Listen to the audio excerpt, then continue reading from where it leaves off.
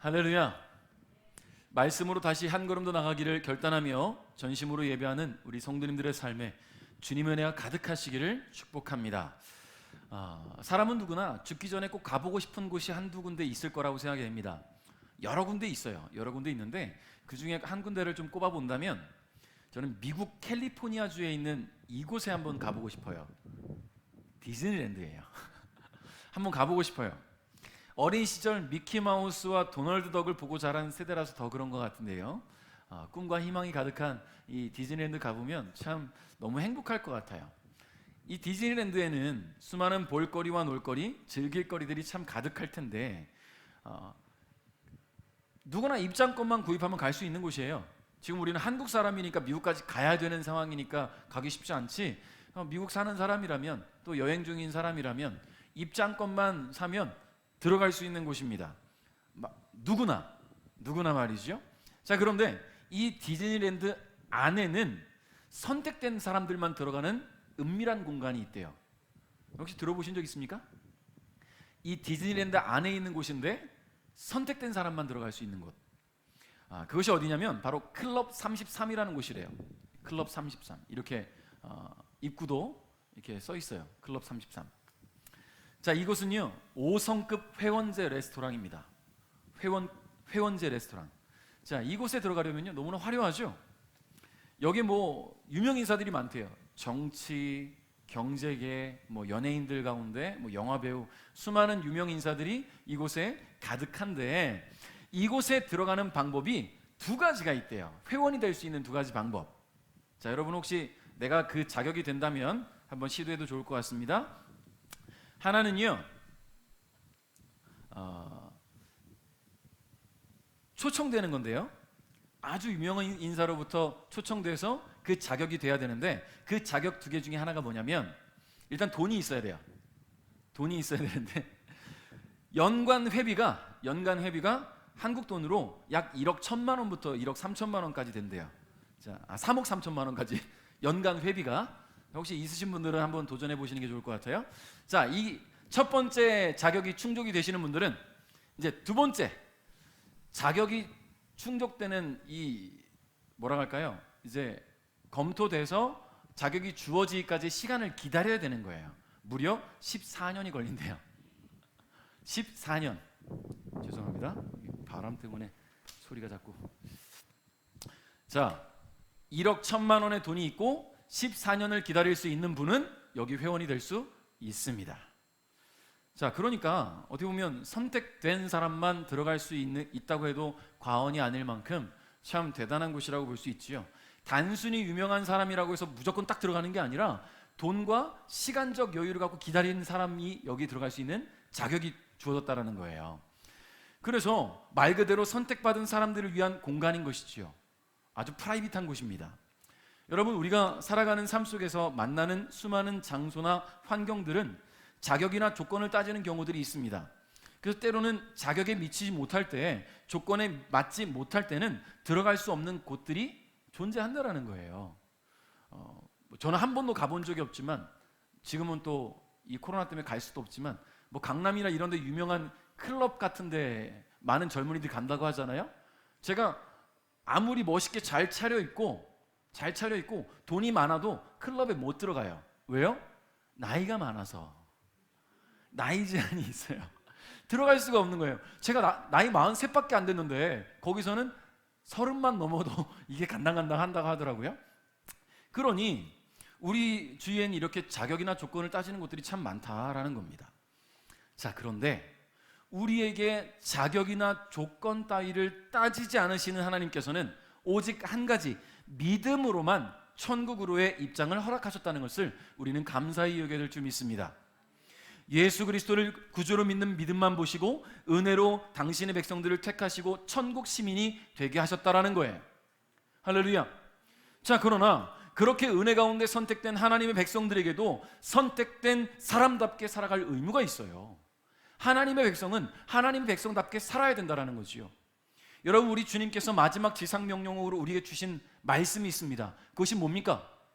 가서 복음 전하라는 거예요.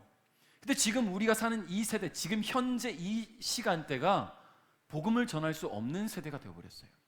왜냐하면 여러분, 우리가 뉴스를 통해서 계속 보아오고, 뉴스 아닌 여러 매체들을 통해서도 보아 알겠지만, 코로나가 다시 재확산되는 가운데 지금 중심에 교회가 있어요. 너무나 안타깝게도 아시다시피 사랑교회 발 확진자라는 말이 너무나 마음 아파요. 2월 달에 신천지 발 확진자 나왔을 때 우리는 신천지를 비난했거든요. 근데 지금 사랑교회 발이라는 이름이 붙었어요. 그 이외에도 여러 확진들이 나타나고 있죠. 파주에 있는 스타벅스라든가, 또 원주에서는 또 체육센터에서도 확진자가 늘어났고, 근데 중심에 교회가 있어졌다라는 것이 너무나 안타깝다라는 거예요. 그러니 우리가 복음은커녕 예수라는 말 꺼내는 것도 쉽지 않고, 교회 다닌다라는 말조차 하는 것도 쉽지 않다라는 거예요. 공무원들은 교회 간다는 얘기 말도 못해요. 교회 못 가게 해요. 교사들도 마찬가지고요. 이 시기가 그런 시기가 되었다라는 겁니다. 그래서 오늘 이때에 우리가 믿는 자들로서 먼저 해야 될 것이 뭐냐? 물론 나라를 위해 기도하고, 지금 정부가 마음에 안 드는 분들 나가서 데모 아닌 집회도 하겠지요. 근데 지금 이 시국이라면 나가서 집회할 게 아니라 교회에서 기도하셔야 될 줄 믿어요. 할렐루야. 나가서 이 코로나 위험 속에서 모여가지고 뭔가를 하기보다 각자의 교회에서 나라를 위해, 정부를 위해 잘못된 것들이 있다면 그것들을 위해 기도해야지, 모이는 것이 중요한 것이 아니라는 거예요. 적어도 하나님의 사람이라면 말입니다. 그래서 저는 오늘 선택된 자답게 살아가기 위한 방법들이 무엇이냐, 우리가 하나님의 자녀로서, 하나님을 믿는 그리스도인으로서 지금 우리가 해야 될 것이 무엇이냐를 오늘 함께 나누며 생각해 보기를 원합니다. 자, 오늘 본문에서 하나님은 당신이 택하신 당신의 백성들이 어떻게 살아가는 것이 합당하고 옳은 것인지를 말씀해 주고 계신데요, 물론 율법에 명시한 613가지의 조문이 있습니다만 그 이외에 하나님의 자녀로서 선택된 자답게 살아가기 위한 길에 대해서 몇몇 예시를 들어서 가르쳐 주고 계십니다. 자, 자녀는 부모의 보호와 가르침 안에 살아감을 우리는 알고 있지요. 그래서 부모의 양육관이나 가치관에 따라서 배우고 습득하고 성장하게 됩니다. 이 부분은 각 가정마다 다를 거예요. 양육관과 교육관과 가치관이 다를 테니까. 근데 어떤 가정은 관계를 굉장히 중요시 여기면서 많은 시간을 가족 구성원들끼리 대화하며 소통하는 데 시간을 들이기도 하고요. 또 어떤 가정은 독서를 중요하게 여기는 가정들도 있어가지고 거실에다 TV를 치우고 독서실처럼 서재를 쫙 만들어 놓은 그런 가정들도 있지요. 북카페처럼. 또 어떤 가정은 함께 부대끼며 어우러지는 것을 가장 중요하게 여겨서 산으로 들로 가족들과 함께 그런 시간들을 보내는 그런 가정들도 있고요. 또 어떤 가정은 이 사회적 이슈에 대해서 매우 민감하게 생각하고 나누는 것을 가정의 가치관으로 여기는 가정들도 분명히 있다라는 거예요. 제가 전에도 몇 번 얘기했던 것 같은데, 지금은 연락이 끊어졌지만 아는 청년은 집에서 한 달에 한 번씩 원래 회의를 했어요. 아버지, 어머니, 누나, 이 형 청년. 그래서 지난 한 달 동안 내가 어떻게 살아왔는지를 이야기를 하고 발표를 하고, 그리고 주어진 또 한 달을 내가 어떻게 살아갈 것인지를 계획을 세워서 발표를 하고 브리핑하는 그런 가정도 있다라는 거예요. 여러분, 각 가정마다 가지고 있는 가치관이 다르고 부모의 양육 철학이 다르다는 말입니다. 자, 그러면 우리 하나님은 어떠실까요? 하나님으로부터 선택된 하나님의 백성, 하나님의 자녀, 바로 저와 여러분이죠. 하나님의 자녀로 선택되었다는 것은요, 하나님의 생각, 하나님의 철학, 하나님의 가치관에 따라야 한다는 말입니다. 할렐루야. 이스라엘 백성들은 하나님의 부르심을 받고 구원의 은혜를 입은 그 순간부터 하나님께서 추구하시는 가치관을 따르며 살아가게 되었다라는 이야기예요. 할렐루야. 여러분, 창세기 12장 3절 말씀 한번 읽어볼까요? 다 같이 시작. 너를 저주하는 사람을 내가 저주하겠다. 땅 위의 모든 백성이 너를 통해 복을 받을 것이다. 할렐루야. 여러분, 이스라엘은 하나님으로부터 복을 받고 또 세상에 복을 주기 위한 통로가 되도록 하나님께서 선택하신 민족이었습니다. 여러분, 믿으시죠? 지금 이 말씀이 이스라엘에게 주신 말씀이잖아요. 아브라함을 통해서 너에게 복을 줄 거야. 그리고 너희를 통해서 세상에 복을 줄 거야. 여러분, 하나님께서 그래서 직접 선택하고 부르신 거예요. 그 이스라엘이 바로 오늘 우리예요. 우리는 복받은 민족이고요, 복받은 자답게 살아야 되고요, 그 복을 세상에 퍼뜨리기 위한 통로가 되어야 되는데 지금 코로나의 통로가 되어버렸다는 거예요. 여러분, 철저하게 우리가 정부 지침에 따라 방역만 잘 지켰어도, 정부 지침에 따라서 우리가 모임 안 할 건 안 하고 예배만 열심히 드리고 또 함께 기도하면서 하나님의 기뻐하실 뜻을 찾아갔다면 더 안정적으로 하나님을 예배할 수 있지 않았을까라는 생각이 더 드는 것입니다. 우리가 세상에 복을 주기 위한 통로니까, 그 통로의 역할을 다 해야 되니까 그것을 막아서는 안 되잖아요. 여러분, 그러므로 이스라엘은 자신들을 하나님의 자녀로 여겨야 했습니다. 아니, 이미 하나님께서 자녀로 삼아주셨기 때문에 자녀로서의 삶을 살아야 됐어요. 그렇기 때문에 그들의 행동은 이방인들과는 구별되어야죠. 그렇죠? 구별되어야 되는 거예요. 하나님의 자녀니까. 그들이 하는 모든 일은 하나님의 영광을 반영하는 것이 되어야 됐습니다. 왜냐하면 하나님의 자녀이기 때문에. 행동하는 거 하나하나가 하나님의 영광이 되어야 돼요. 여러분, 과거 누군가 잘못을 하면 어때요? 동네 어른들이 누군가가 잘못을 하면 이놈의 새끼, 그러고 그놈 욕하는 게 아니라 네 집 자식이냐라고 욕하죠. 저거 네 집 자식인데 저 모양이야. 여러분, 그리스도인이 우리가 제대로 못하면 저거 네 집 자식이야. 하나님 자식이잖아요. 우리가 하나님 욕먹는 거예요. 우리가 제대로 행사를 반영하지 못하면, 우리가 하나님의 자녀답게 살아가지 못하면 하나님의 영광을 가리우는 것이라는 것을 우리가 알아야 된다는 것입니다. 하나님의 자녀가 하나님의 자녀답지 않은 삶을 살아갈 때 그 행동과 삶의 모습을 통해 하나님의 영광을 가리게 된다는 것. 그래서 오늘 성경은요, 한 예를 들어서 이 부분을 설명합니다. 1절을 한번 읽어볼까요? 시작. 여러분은 하나님 여호와의 자녀며 누가 죽더라도 슬픔을 나타내기 위해 몸에 상처를 내거나 앞머리를 밀지 마시오. 아멘. 자, 무슨 말인가? 고대 근동 지방에서는요, 죽은 자를 애곡하는 애곡의식으로서 자신의 몸을 베어서 상하게 하는 자해 행위들을 했어요. 머리를 밀거나 죽은 자의 넋을 위로하겠다고 자신의 머리를 미는 거예요. 그래서 우리가 이런 행위들로 슬픔에 동참하는 거예요. 자, 이게 일반적인 이방인들의 관습이고 행위였다라는 거죠. 여러분, 예레미야서에서도 이런 일을 행하는 자들에 대한 기록이 나타나 있어요.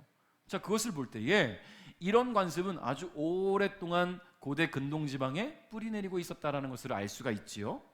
자, 그러나 머리를 밀고 몸을 베는 것은 죽은 자의 영혼이 산 자에게 어떤 영향을 미친다라는 잘못된 사상을 가진 이방 종교와 연결된 행위라는 거예요. 내가 죽은 자로 해서 몸에 자해를 하고 머리를 민다는 것은 죽은 자의 영혼과 내가 연결되어 있다라는 그런 잘못된 세계관을 갖고 있다라는 거지요. 또한 이런 행위들은요, 단순히 애도의 의미만을 갖는 데 머물지 않고 더 나아가서는 죽은 자에 대한 숭배의식과도 관련을 갖는 것이기 때문에 거룩하신 하나님의 자녀로 부름받은 이스라엘은 이런 행위들을 절대로 모방해서는 안 됐다라는 겁니다. 사람이 육체를 함부로 학대하거나 자해하는 것은 사람을 지으신 하나님 앞에서 큰 죄악입니다. 또한 하나님의 자녀가 죽음 앞에서 극도의 슬픔에 사로잡혀 있는 것은 어떻게 보면 불신앙적 태도라는 거죠. 여러분, 믿는 우리가 죽음 앞에, 물론 사랑하는 가족, 사랑하는 이웃, 사랑하는 친구, 세상을 떠나면 너무나 슬프지만 믿는 우리에게는 다시 만날 것이라는 기대감이 있잖아요. 주님의 은혜로 우리가 다시 만날 것이라는 기대감. 그리고 나도 언제 죽을지 몰라요. 그렇죠. 여러분, 자신할 수 있는 사람이 있습니까? 나는 천년 만년 살아갈 것이다. 누가 자신하겠어요? 나는 코로나 절대 안 걸릴 거야, 걸리지 않을 거야 라고 누가 자신하겠습니까? 다 걸려요. 내가 제대로 방역하지 않으면, 대처하지 않으면 다 걸려요. 바이러스가 그만큼 무서워요. 죽음도 마찬가지입니다. 나는 죽지 않아라고 누가 말하겠습니까? 하나님이 오늘 너 내가 데려갈 거야, 하나님 싫어요 라고 누가 말할 수 있겠어요? 다 주님 앞에 갈 수밖에 없어요. 그러니 이 죽음까지도 하나님께 속한 것이기 때문에 이 죽음 앞에 깊은 절망감에 사로잡혀 있는 것도 하나님께서 기뻐하시지 않는 일이라는 겁니다. 하나의 예를 들어 설명한 것이지만 하나님의 자녀들은 하나님의 자녀답게 살아야 한다는 것을 아주 잘 가르쳐 주시는 대목입니다. 오늘 하나님의 자녀로 선택되고 부름받은 우리 베델교회 모든 성도님들, 우리 현장에서 함께 예비하시는 분들과 또 온라인으로 동참하시는 모든 분들, 하나님의 자녀가 되었음에 늘 감사하시기를 주님의 이름으로 축복합니다. 그리고 언제 어디서든 하나님의 자녀라는 자부심, 물론 자부심을 가져야죠. 그와 함께 거룩한 부담감을 가졌으면 좋겠어요. 나의 행위가 하나님의 영광을 가리지 않도록 거룩한 부담감을 잊지 않으시기를 주님의 이름으로 축복합니다. 자, 2절을 함께 읽겠습니다. 시작. 여러분은 하나님 여호와의 거룩한 백성이요 여호와께서 땅 위의 모든 백성들 가운데 여러분을 뽑아 자기 백성으로 삼으셨소. 아멘. 자, 여러분, 거룩함이 요구되는 삶을 우리는 살아갈 수밖에 없어요. 앞서 말씀드린 것처럼 하나님의 자녀들은 하나님의 자녀답게 살아야 합니다. 하나님께서 거룩하신 분이기 때문에 자녀된 우리도 거룩하게 살아야 된다는 거예요. 오늘 신명기 14장에서는요 거룩하신 하나님께서 거룩함 가운데로 부름받은 이스라엘에게 강하게 금하시는 것들을 나열하고 있어요. 금하시는 것들뿐만 아니라 행해야 될 것, 행하지 말아야 될 것. 그런데 오늘 특별히 먹을 것에 대한 이야기를 하세요. 먹을 것. 3절부터 20절까지 좀 내용이 너무 길어서 오늘 우리는 본문 1, 2절만 읽었는데요 3절부터 20절에 걸쳐서 무슨 이야기를 하시냐면 먹어야 할 것과 먹지 말아야 할 것을 이야기하고 계시는데 그 중에서 몇몇 구절을 함께 보면서 우리가 생각해 보고자 합니다. 자, 3절 읽어볼까요? 시작. 무엇이든지 여호와께서 미워하시는 것은 먹지 마시오. 할렐루야. 하나님께서 금하시는 음식은요 여호와께서 미워하시는 것입니다. 참 아이러니해요. 도대체 뭘 미워하실까? 근데 표현이 좀 우리에게는 어렵잖아요. 하나님께서 미워하시는 것을 먹지 말아라. 자, 이것을 우리가 알아듣기 쉽게, 이해하기 쉽게 해석을 한다면 여호와께서 미워하시는 것이라 함은 부정한 것을 말해요. 부정한 것들. 자, 먼저 짐승 가운데는요. 자, 굽이 완전히 갈라져 있으면서 새김질하는 짐승들은 먹어도 된대요. 소, 양, 염소, 사슴, 노루, 꽃사슴, 들염소, 산염소, 들양, 산양 이런 것들은 먹어도 된다 하셨습니다. 자, 그런데 먹지 말라 하신 것이 있어요. 새김질을 하는데 굽이 갈라졌거나 굽이 갈라져 있는데 새김질을 하지 않는 것. 보세요. 낙타, 토끼, 오소리는요 새김질을 합니다. 근데 굽이 갈라져 있지 않기 때문에 먹지 말래요. 돼지는 굽은 갈라져 있어요. 이렇게 돼 있잖아요, 돼지가. 근데 새김질을 하지 않기 때문에 먹지 말라고 하셔요. 자, 여기서 우리가 오해하지 말아야 될 것은 지금 오늘을 살아가고 있는 우리에게 이렇게 살아가라고 말씀하시는 것은 아니에요. 이제 이후에 추후 또 말씀드리겠지만 이제 먼저 지금 성경에 나온 대로만 먼저 말씀드리겠습니다. 자, 그리고 보니까 물에 사는 것은요 지느러미와 비늘이 있는 것들만 먹도록 허락하셨어요. 오징어 먹으면 안 돼요. 이 성경 말씀대로라면. 자, 새 중에서는요 독수리, 수리, 검은 수리, 솔개와 소리개 종류, 까마귀 종류와 타조와 올빼미, 갈매기, 매 종류, 부엉이, 따오기, 백조, 사막, 올빼미, 물수리, 가마오지, 외가리 종류와 오디세, 박쥐 등은 먹지 말아라 라는 겁니다. 자, 또 날개 달린 곤충은 다 먹지 말아야 되는데요 날개 달린 깨끗한 생물은 또 먹어도 된대요. 이거 너무 아이러니하잖아요. 그죠? 하나님 말씀하신 거 보면 날개 달린 곤충은 먹지 말아야 되는데 날개 달린 깨끗한 생물은 먹어도 돼. 뭐 깨끗하다는 것을 우리가 어떻게 생각을 하겠어요? 참 어렵다라는 거예요.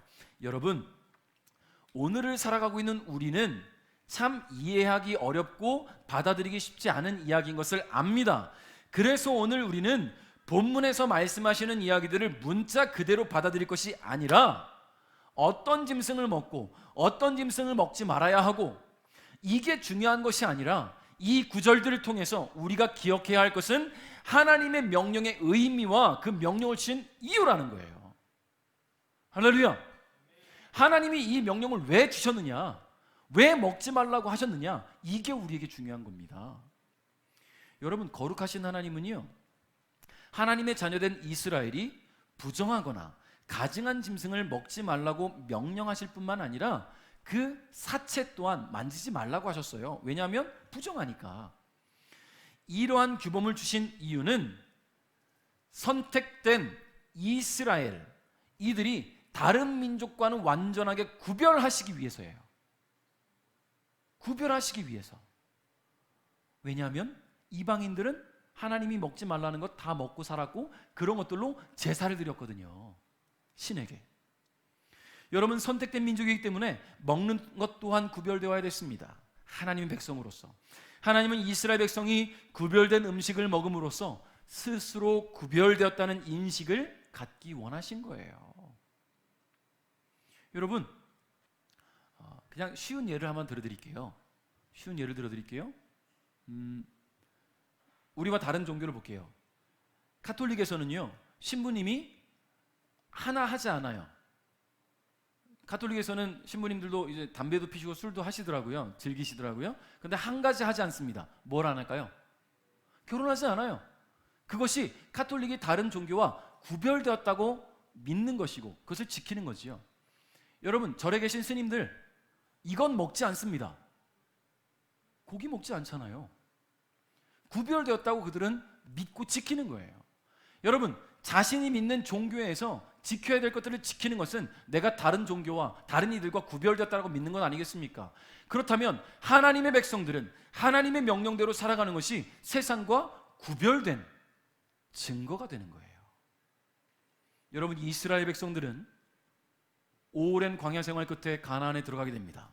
광야에는 이스라엘 백성밖에 없었어요. 하나님이 인도하신 대로 따라가면 되니까, 그 말씀대로 살아가면 되니까. 근데 가나안에는요, 수많은 민족들이 있어요. 여러 나라가 있어요. 그러니 그곳에서 이방인들이 살아가는 방식들, 그들이 먹는 행위들, 그들의 예배 제사 행위들을 그대로 보고 듣고 따르고 하다 보면 어느덧 하나님의 백성이 아니라 5만 가지를 다 믿고 섭렵하고 그렇게 살아가는 더럽혀진 민족이 된다는 거예요. 하나님이 선택하셨음에도 불구하고 선택된 자답게 살지 못함으로 말미암아 하나님으로부터 끊어질 수 있다는 거죠. 여러분, 하나님께서 허락하시지 않은 짐승들의 대부분은요, 이방신 숭배나 주술에서 제물로 드렸던 짐승들입니다. 이방인들은 짐승을 제물로 바칠 때 그 안에 귀신이나 사자의 영혼이 깃들어 있다고 믿었다라는 거죠. 사랑하는 성도 여러분, 하나님께서 이스라엘을 자녀로 선택하시고 그들을 거룩한 자들로 구별하셨듯이 오늘 저와 여러분은요, 하나님의 자녀로 부름받고 선택된 자들이기 때문에 거룩한 삶을 살아야 돼요. 하나님께서 미워하시는 것들, 하나님께서 기뻐하시지 않는 것들에 우리의 시간과 열정과 물질을 빼앗기지 않기를 주님의 이름으로 축복합니다. 자, 세 번째는요, 하나님을 경외하는 삶을 살아야 된다는 거죠. 하나님의 자녀들은 하나님을 경외하는 삶을 살아야 된다. 여러분, 우리가 경외라는 단어를 좀 생각해 봐야 돼요. 이 경외라는 단어가 우리가 자주 이야기를 했던 것이기 때문에 알지요? 존경과 동시에 두려워하는 마음을 뜻하는 건데요. 서울신학대학의 권혁승 교수님께서는 이 경외라는 단어를 이렇게 설명하셨어요. 경외에서 말하는 두려움이란 무서움으로 벌벌 떠는 두려움이 아니라 두렵기는 하지만 무엇인가 강한 이끌림에 의해 앞으로 나아가게 되는 신비로움이 동반된 두려움을 뜻한다. 여러분, 미지의 세계를 갈 때 알 수 없는 그 미지의 세계에 대한 두려움이 있지만 기대감, 설레임이 있는 그런 두려움이 있잖아요. 두근두근. 여러분, 그것이 바로 하나님께 나아가는 두려움이라는 거예요. 단순히 무서운 게 아니라 하나님께서 강력하게 이끄시는 것을 믿고 그 안에 이끌림 받는 그런 우리의 신비로움이 동반된 두려움. 여러분, 22절 한번 읽어볼까요? 시작. 여러분은 해마다 밭에서 나는 작물의 10분의 1을 따로 떼어 놓으시오. 아멘. 하나님은 오늘 하나님을 경외함에 있어서 11조의 중요성을 가르쳐 주시는데요, 하나님께서 가르쳐 주시는 11조는 세 가지로 구별됩니다. 오늘 그 22절부터 쭉 밑에 내용에 나오면 그 부분에 하나님께서 가르치신 내용들이 세 가지로 나오는데, 첫 번째는 소득의 10분의 1을 드리는 것. 이것은 하나님의 일을 기업으로 삼아서 다른 지파들처럼 기업을 받지 못한 레위인이나 제사장을 위한 것이에요. 자, 두 번째는요, 소득의 10분의 1 빼면 10분의 9가 남잖아요. 자, 그 10분의 9에서 또다시 10분의 1을 떼는 거예요. 그래서 이것을 감사 축제를 위해 드리는 것입니다. 자, 그리고 세 번째는요, 매 3년과 6년마다 10분의 1을 떼서 레위인과 제사장을 위해 내고, 나머지 10분의 9에서 또다시 10분의 1을 떼어서 구제 사업에. 어려워요. 너무 어려워요. 그렇죠? 할 게 너무 많아요. 근데 오늘날 우리가 기억해야 될 것은요, 11조에 대해서 우리가 기억해야 될 것은 하나님 내 삶을 축복하신 것에 내가 감사함으로 내 삶이 주님의 것입니다 라고 해서 물질의 10분의 1, 시간의 10분의 1, 나의 건강의 10분의 1 하나님께 드리는 게 11조예요. 엄밀히 따지면 어떻게 보면 우리는 첫 번째 거를 지키고 있는 것이지요. 11조 못 냈다고, 못 드렸다고 하나님께서 우리를 구원하시지 않는, 그게 아니에요. 하나님께서 내게 형편을 주시고 나에게 건강을 주시고 나에게 삶을 살아갈 수 있는 은혜를 주셨을 때 우리가 내게 주신 것에 대한 감사로 11조를 주님께 올릴 수 있는, 그러면 믿음의 분량이 필요하다라는 것이지요. 여러분, 이스라엘 백성들에게 있어서 11조는 참 감당하기 어려운 것이었음을 우리는 봅니다. 그럼에도 불구하고 그들은 그렇게 했어요. 왜냐하면 이것이 하나님을 경외하는 방법이라고 그들은 믿어왔고 하나님께서 그렇게 가르치셨기 때문입니다. 우리의 모든 삶이 결국 하나님의 은혜 가운데 있고 하나님께서 내리신 복 가운데 있고 그 안에서 내가 살아가는 것을 믿고 감사한다면 하나님께서 내게 주신 삶에 대해 감사함으로 내 소득의 10분의 1을 드리고 내 건강의 10분의 1을 드리고 내 시간의 10분의 1을 드리라는 거예요. 할렐루야. 여러분, 우리가 이번에 이 코로나를 맞이하면서 경제가 무너지는 것들을 보게 되잖아요. 하나님이 축복하시지 않고 하나님이 이 상황을 계속 지속하시고 회복시키시지 않는다면 결국 우리의 물질 10분의 1은커녕 내가 가져갈 수 있는 것들도 없어질 수 있어요. 건강 또한 마찬가지죠. 나는 코로나 안 걸려 자신하고 있다가 마스크 벗고 다니고 사람들 만나고, 어제 뉴스 보니까요, 미국에서는 지금도 젊은이들이 마스크 벗고 몇백 명이 모여서 파티를 열어요. 이 시국에도 자신은 안 걸릴 거라는 거죠. 그리고는 조금 있다가 다 닌거 맞고 이렇게 해롱해롱거리고 있고. 여러분, 자신할 수 있는 게 없어요. 건강도 물질도 내 삶의 모든 영역은 하나님이 함께 하시지 않으면 내 것이라 말할 수 있는 것이 아무것도 없습니다. 그러니 지금 내게 주어진 삶이 주님의 것임을 믿고 주님 앞에 11조를 드릴 수 있는 삶이야말로 하나님을 경외하는 삶이라는 것을 우리가 알아야 된다는 것이지요. 23절을 한번 읽어볼게요. 이게 굉장히 중요한데요. 한번 읽어보겠습니다. 시작.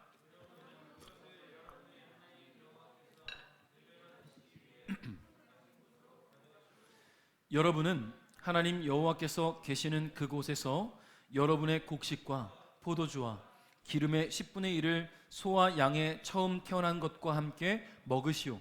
그렇게 하여 여러분의 하나님 여호와를 언제나 두려워하는 법을 배우시오. 할렐루야. 여러분, 이게 중요한 거예요. 내 삶이 내 거다 자신할 수 있는 사람은 없어요.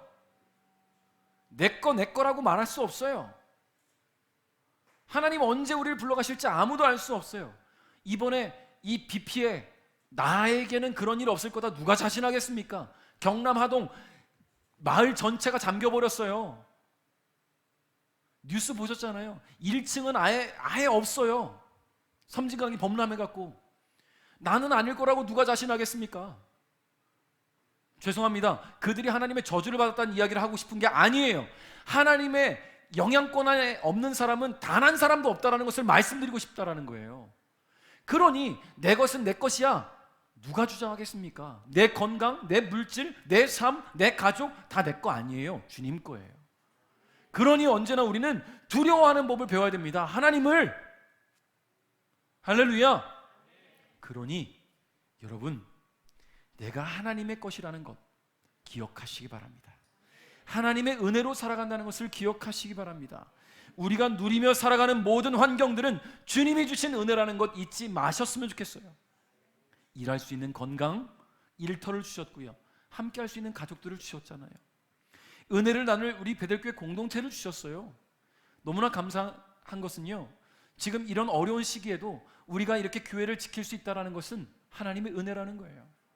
지금 여러 교회들, 작은 교회들 중에는요, 문 닫는 교회들이 너무나 많아요. 지금 우리 그루터기 목회자회 인천 부평에 개척교회 목회하고 있는 후배가 있어요. 얼마 전에 연락 왔습니다. 대화하는 가운데, 형님, 저희 교회 주위에 저희 교회처럼 개척교회 3군데 있었는데 다 문 닫았어요. 너무 어려워서. 여러분, 지금 이 시기에 우리가 이렇게 공동체를 지킬 수 있다는 것도 주님의 은혜라는 것, 우리가 뭔가 잘나서가 아니잖아요. 그저 주님의 은혜를 붙들고 살아가며 기도하니까 주님께 주시는 은혜로 우리는 버틸 수 있고 이겨낼 수 있다는 것을 여러분 기억하시기를 바랍니다. 살아갈 환경을 조성해 주셨고 오늘도 호흡할 수 있도록 우리에게 공기를 주셨습니다. 여러분, 언제든 주님이 불어버리시면 없어질 것에 여러분의 마음 빼앗기지 마시고 그것으로 말미암아 하나님을 소홀하지 않기를 주님은 바라고 계신다는 것을 잊지 마시기 바랍니다. 코로나19의 팬데믹 시대를 살아가다 보니까요, 더욱 강력하게 느껴지죠. 부유한 자나 권력 있는 자, 유명한 자나 모두 코로나 앞에서는 너무나 연약해요. 근데 이 코로나도 하나님께서 불어버리시면 없어질 거잖아요. 결국 우리는 하나님 앞에 아주 연약한 존재라는 것 다시 한번 깨닫게 됩니다. 내 손에 움켜쥐고 있으면 다 내 것처럼 보이나 내 것이 아니라는 것을 믿고, 주님이 허락하시지 않으면 결국 다 사라질 것이라는 것을 믿고, 하나님 나를 부르신 것을 믿고 선택된 자답게 살아가는 우리 성도들 되시기를 주님의 이름으로 축복합니다. 말씀을 맺겠습니다. 우리는 하나님의 자녀로 부름받았어요. 단순한 부름이 아니고요, 지명하시고 선택하시고 하나님의 자녀로 삼아주신 거예요. 하나님의 자녀가 되었기 때문에 우리 주님 계신 그곳에 우리는 들어갈 자격을 얻게 되었습니다. 우리는 그날을 기다리고 기대하며 살아가고 있어요. 자, 그러나 오늘 우리가 조심해야 될 것이 있습니다. 오늘 우리가 말씀을 나누면서 계속 얘기했던 것이죠. 자녀가 자녀답지 못하면 자격을 상실할 수도 있어요. 여러분, 가끔 어른들이 그런 얘기를 하잖아요. 자녀가 말을 안 들으면 저놈의 자식 호적에서 파버려야 되겠어. 파버리면 어떨 거예요, 하나님께서? 우리가 하나님의 자녀답게 살아가지 못함으로 말미암아 하나님이 우리를 호적에서 파버리면 어떻게 할까요? 내가 하고 싶은 대로 살아가다가. 여러분, 마태복음 7장 21절에 이런 말씀이 있어요. 예수님께서 말씀하신 것인데요, 나에게 주님, 주님이라고 말하는 사람 모두가 하늘나라에 들어가는 것은 아니다. 하늘에 계신 내 아버지의 뜻대로 행하는 사람만이 하늘나라에 들어갈 것이다. 할렐루야, 아멘. 여러분, 우리는 거룩한 하나님의 자녀가 되었으니 거룩한 자녀로 살아가는 저와 여러분이 되었으면 좋겠습니다. 아까도 서두에 얘기했지만, 물론 지금 이 정부에 대해서, 정부가 하는 일들에 대해서 반감을 갖고 계신 분들 분명히 계시고, 그래서 8.15 광장에 모여서, 광화문에서 모여서 그렇게 집회하신 분들도 분명히 계신 줄 압니다. 그 가운데 그리스도인들 분명히 있는 걸 알아요. 정부가 마음에 안 든다면 지금 이 코로나라는 것을 잊지 않고 기도하셔야 될 줄 믿어요. 각자 있는 곳에서 정부를 위해서, 국민들을 위해서 기도해야지 이 코로나 시국에 함께 모여서 뭔가를 으쌰으쌰하겠다? 여러분, 아까 얘기했잖아요. 주님이 우리에게 명령하신 것은 가서 복음 전하라는 건데, 그로 말미암아 교회 다니는 것이 사람들에게 해가 되고 하나님의 영광이 가려진다면 나가서 모이는 것은요, 결국 하나님의 영광을 가리우는 거예요. 나가서 모임으로 말미암아 예수 그리스도의 이름이 더럽힐 수 있다는 것을 우리는 기억해야 돼요. 그러므로 우리는 내가 있는 곳에서, 내 교회에서, 내 집에서, 내 사랑하는 가족들과 함께 기도해야 될 줄 믿습니다.